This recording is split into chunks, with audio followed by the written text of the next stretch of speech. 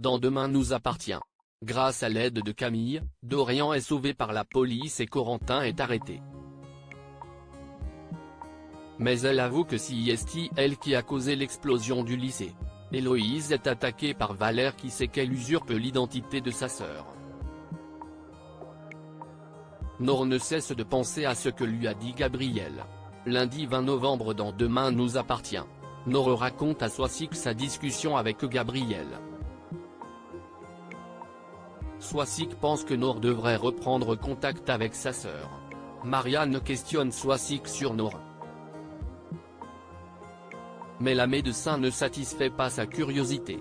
Plus tard en discutant avec Soisig, Nord repense aux paroles de Gabriel. Demain nous appartient en avance, Dorian est sauvé. Corentin a piégé Dorian. Le jeune homme est assis sur un banc où a été placée une bombe. Corentin lui raconte que sa vie a été brisée par l'explosion du lycée.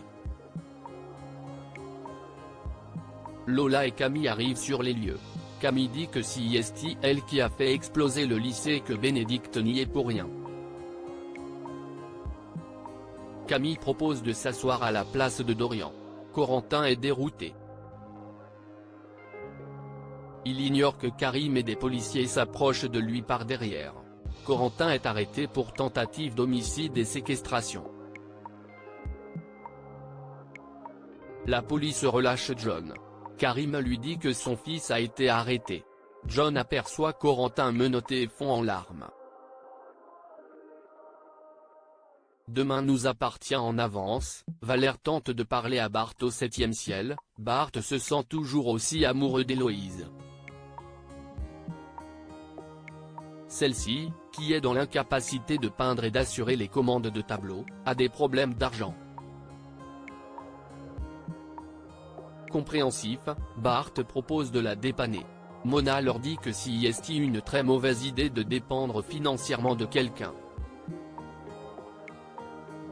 Une fois seule avec elle, Héloïse lui demande fermement de se taire.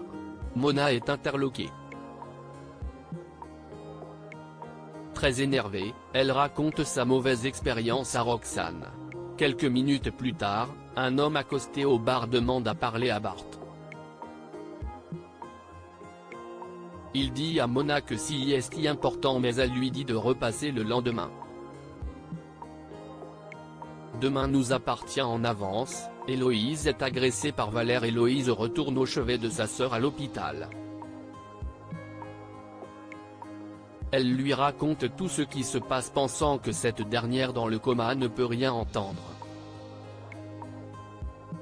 Sans savoir qu'un homme l'observe derrière la porte de la chambre, elle sort une seringue et injecte un produit à Adèle. Alors qu'elle rentre à pied chez elle, Héloïse est interpellée par l'inconnu.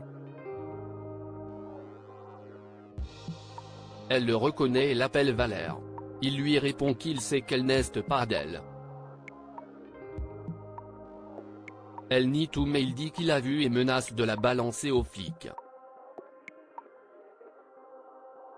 Héloïse ne perd pas son sang-froid. Valère l'attrape violemment et la plaque contre une voiture. De retour dans l'appartement, Héloïse blessée à la lèvre, nettoie sa chemise ensanglantée. Demain nous appartient en avance, Camille avoue être responsable de l'explosion du lycée. Raphaël et Maud sont fiers de Camille qui a aidé à sauver Dorian. Raphaël ouvre une bouteille de champagne à cette occasion mais Camille n'a pas du tout le cœur à la fête. Camille leur avoue qu'elle a dit la vérité. Camille est interrogée au commissariat et raconte son histoire. Le matin de l'explosion du lycée, elle est passée chez Dorian qu'elle soupçonnait de la tromper. Quand elle est entrée, elle a entendu des rires provenant de la chambre de Dorian et a reconnu la voix de Luna. Folle de rage, elle a eu envie de se venger. Elle a ouvert le gaz sans penser aux conséquences. Elle est restée là dans la cuisine, le regard fixe. Je voulais que tout s'arrête, dit Camille. Quand son téléphone s'est mis à sonner, elle s'est ressaisie. Elle a tout refermé et est repartie. Mais elle avait oublié un bouton.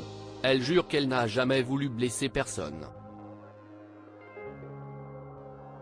Quand le drame est arrivé, elle a eu peur de se dénoncer. Derrière la vitre sans teint, Sébastien observe, impuissant, la confession de sa petite fille. Karim prévient Bénédicte des aveux de Camille. Dorian est fou de colère et veut qu'elle paye. Mais Bénédicte ne veut pas porter plainte.